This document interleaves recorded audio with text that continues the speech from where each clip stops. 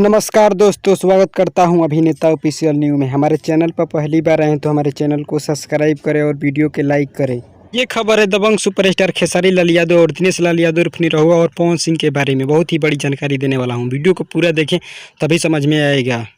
पहली खबर आ रही है खेसारी लाल यादव के फिल्म बागी एक योद्धा के बारे में, जिसको चलाया जाएगा 14 अगस्त शाम 6:30 पर फिल्मची भोजपुरी टीवी पर। हाँ दोस्तों, फिल्मची भोजपुरी टीवी चैनल पर देखना नहीं भूलिए, क्योंकि शानदार और धमाकेदार फिल्म होने वाला है खेसारी लाल यादव के बागी एक योद्धा। अगला और दूसरा खबर आ रहा है दिनेश लाल यादव निरहुआ के फिल्म, जिनका फिल्म का नाम है लल्लू की लैला। इस फिल्म को चलाया जाएगा 21 अगस्त शाम 6:30 पर। जी हाँ दोस्तों, फिल्मची टीवी चैनल पर।